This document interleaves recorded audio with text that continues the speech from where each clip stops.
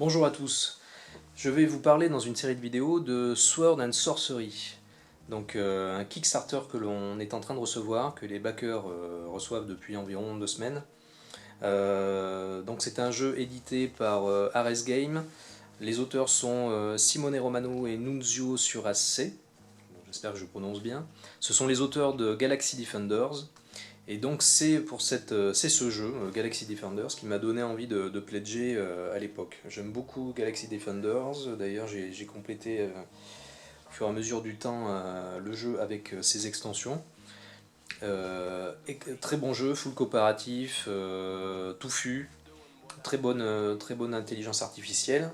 Et donc les auteurs prévoyaient d'adapter le cœur du jeu, la mécanique de base, donc à un dungeon crawler. Donc je vous engage à aller voir les vidéos, si c'est sûrement déjà fait d'ailleurs, de présentation du culte du dé et, donc chez Monsieur Bertrand qui a également pledgé le jeu. Et excellente vidéo qui détaille bien les différents matériels du jeu. Donc je vais faire une première vidéo de causerie, de survol général du jeu, et ensuite j'enchaînerai avec une quête, donc ce sera la deuxième quête, pour eh bien, expliquer les règles du jeu. Je vais faire de cette manière parce que le livret fait quand même une cinquantaine de pages, il y a beaucoup de choses, c'est touffu, donc ce serait vraiment indigeste.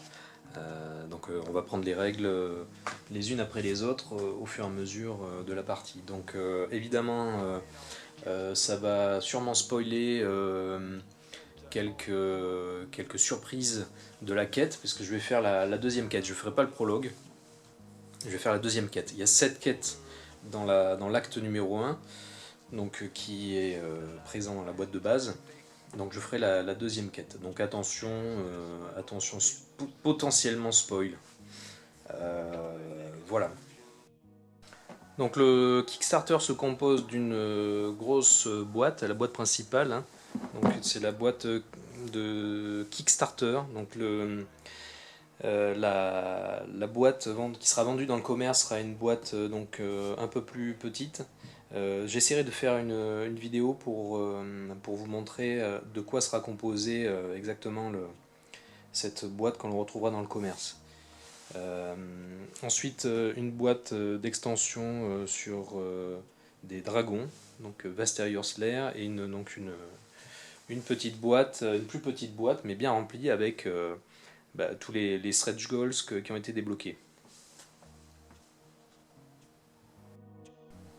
Ce qu'on peut dire tout de suite, à la différence de Galaxy Defenders, c'est que les figurines vont se déplacer sur des plateaux et donc composés de zones et non plus de cases.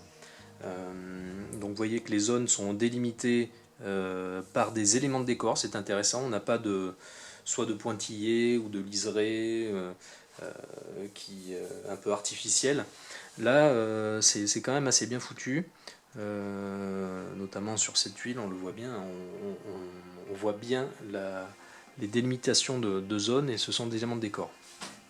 Alors pour le moment, par rapport à Galaxy Defender, je ne peux pas encore dire si du coup les déplacements tactiques sont moins exigeants, et ce qui entraîne donc moins comment dire, de finesse dans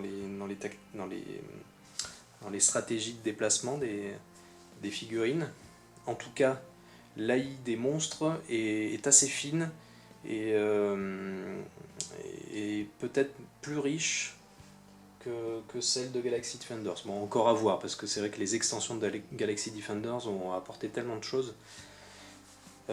Voilà, donc ça c'est une première chose à dire. Il y a beaucoup de choses à dire de manière générale, j'y reviendrai par la suite. Mais première chose que je souhaitais dire. Alors pour ce qui est du background, eh bien, un royaume qui est menacé par les forces du mal. 666 jours après un événement fondateur, la lune est devenue rouge, enfin bon, des événements étranges. Eh bien, les forces du mal, des démons, des monstres se mirent à attaquer le royaume, notamment le roi Rastan est décédé à la suite d'une maladie mystérieuse. Son fils a disparu, qui devait prendre sa place sur le trône, Et donc un clerc, le clerc Claudius, a invoqué des héros du passé qui étaient morts, des héros très puissants, pour les ramener à la vie. Ces héros existaient toujours sous forme d'âmes fantômes, et donc il les a ramenés à la vie pour les aider à combattre les forces du mal. Donc évidemment les joueurs vont incarner ces héros qui vont essayer de, au fur et à mesure qu'ils vont progresser, de retrouver leur pouvoir, leur capacité, leur force qu'ils avaient gagné lors de précédentes aventures. Et donc voilà pour le thème, un thème assez classique, mais voilà, qui a fait ses preuves. Bon, ce qu'on peut dire aussi en introduction, dans la boîte, un livret de règles, un livret d'histoire, et donc le livre des secrets. Le livre de règles, 54 pages, n'y a rien à dire, extrêmement bien conçu, touffu. Alors comme dans Galaxy Defenders, il y a plusieurs chapitres, et vous voyez qu'il y a plusieurs couleurs. Il y a un liseré, vous voyez sur le bord, un liseré vert, qui correspond au type de chapitre. Donc tout ce qui est vert, ça va être la mise en place, des règles un peu générales. Ce qu'on va avoir en bleu, c'est ce qui correspond aux héros, la partie d'activation des héros. Et ce qui est en rouge, tout ce qui correspond aux ennemis.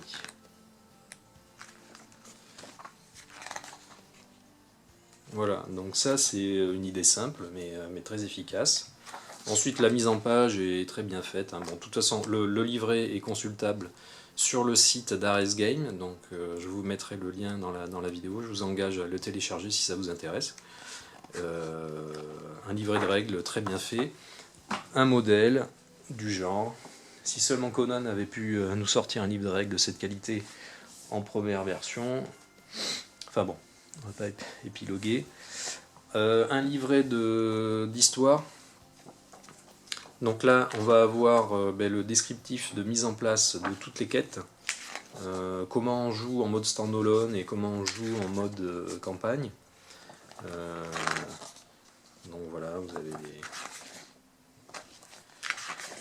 tout le descriptif de mise en place, des pions, des héros, des monstres, etc. Mais j'y reviendrai lors de la partie. Et donc vous avez le livret des secrets qui va vous décrire les événements scénaristiques qui vont se dérouler pendant les quêtes.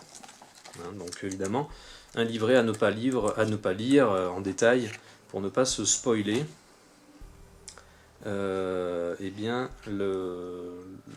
les histoires. Donc vous voyez ici qu'à la fin, on aura... alors ça, c'est ce qu'on retrouvera à la suite, dans la vague numéro 2 du Kickstarter. Donc des quêtes parallèles. Donc The Arcane Portal. Et donc Darkness Falls, qui sera donc l'acte 2. Voilà. Donc ça, très bien fait, rien à dire, mise en page. Ça a été fait d'une manière très soignée. Globalement, l'ensemble du jeu, rien n'a été vraiment négligé, je trouve. Donc on a 2 pages cartonnées également avec le résumé des règles. Donc ça c'est utile.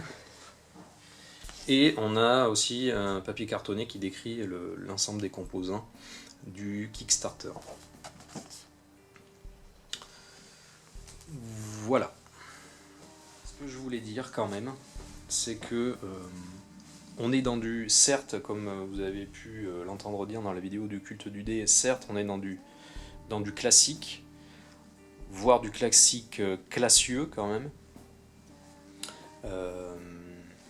Mais sincèrement, si on devait comparer ça à Dungeons and Dragons, la série des Castle Ravenloft, qui est un très très bon jeu, certes, Ce que je ne comprends pas, c'est que Wizard of the Coast ait décliné le mécanisme sur 4 boîtes. On en est à 4 boîtes. Bon, moi j'ai les 3 premières. D'ailleurs, je vais me séparer de Legends of Drizzt. Je pense que je garderai que les 2 premières. Ce que je ne comprends pas, c'est que Wizard of the Coast ait décliné la même mécanique sur 4 boîtes sans faire évoluer la chose. Le jeu étant quand même simple, mais laissant la part à l'imagination et à la création de scénarios. Mais si Wizard of the Coast avait dû faire évoluer ce jeu, je pense qu'il serait allé vers quelque chose de ce genre, de Sword and Sorcery. Donc tant mieux pour Ares Game et pour les auteurs, Simone Romano, une place était libre, ils ont su la prendre, et là on a vraiment un produit de très grande qualité. Je ne suis vraiment pas déçu, et donc c'est vrai qu'en termes de... Alors, le jeu, au niveau des règles, est vraiment plus complexe, on va pas se cacher, on va pas se voiler la face que Castle Ravenloft, hein. Il y a beaucoup de choses, notamment il y a beaucoup de choses à suivre en cours de partie, et bon, en solo c'est complètement jouable, hein, il n'y a pas de problème, mais il va falloir quand même rester un petit peu concentré. Notamment pour la gestion de l'intelligence artificielle des monstres. D'ailleurs, quand on joue à plusieurs, je pense que à 2 ou 3 joueurs, il faut que les joueurs se répartissent la gestion de l'intelligence artificielle des monstres. Oui, donc beaucoup de choses à dire sur ce jeu, on y reviendra au fur et à mesure de la partie, mais notamment, ce que l'on peut dire, c'est que, à la différence de Galaxy Defenders, quand un héros mourait, eh bien il quittait le jeu tout simplement, et donc le joueur qui incarnait ce héros n'avait plus rien à faire à part éventuellement gérer les monstres. Ici, quand un héros va mourir, eh bien il va revenir sous une forme de Ghost Soul, donc d'âme fantôme, et on va retourner sa carte de personnage, et il aura, on y reviendra, il pourra s'activer d'une manière différente. Et chaque personnage aura une capacité différente, qui sera en général de pouvoir faire du soutien. Donc il pourra quand même se déplacer sous le plateau, on mettra une figurine couleur bleutée, qui sera la couleur un peu de fantomatique, qu'il aura sur le plateau. Et donc il pourra décider soit de rester sous cette forme, de faire du soutien aux autres personnages, et puis voilà, suivant la configuration de la partie. Mais il pourra également eh bien, ressusciter en dépensant des points d'âme, des points de soul. Mais il faudra que le héros se trouve sur une zone où se trouvent ces pions là, les actives, les God's Shrine. Et donc il faudra qu'il soit sous cette forme active, puisque en début souvent il y a des événements de scénario qui vont soit les activer, soit les désactiver. Mais il faudra que le personnage se rende sur les zones où se trouvent ces pions, et il devra dépenser donc un nombre de points d'âme égal à la valeur de soul rank du héros, et donc il pourra réapparaître. Alors évidemment, il aura perdu, lors de son décès, il va perdre ses points ses cartes d'équipement, ses pièces d'or seront laissées sur la case où il est mort. Il va également baisser de niveau, enfin il va avoir un certain nombre de malus, mais donc il pourra réapparaître. Donc ça c'est intéressant. Ouais, donc dans les conditions de défaite des héros, eh bien, il va y avoir le fait que tous les héros se retrouvent en même temps sous la forme d'âme fantôme. Donc évidemment ce mécanisme, de la même manière que dans Gears of War, eh bien, va entraîner l'obligation de coopérer. Parce qu'évidemment il faut que les héros ne se retrouvent pas tous en même temps, tués. Et d'autre part, le mécanisme de pouvoir ressusciter, eh bien, et en plus, sous la forme Ghost Soul, d'avoir quand même des choses à faire, d'avoir éventuellement des choix stratégiques à faire suivant la configuration de partie, eh bien, va permettre de garder le joueur qui a été tué. Oui, donc ça va permettre, je disais, de pouvoir garder le joueur qui a été tué, engagé dans la partie, et d'être complètement, de faire part complètement ou de continuer à participer complètement à la, comment dire, à la stratégie à mettre en place, qu'auront à mettre en place les héros pour arriver à gagner la partie.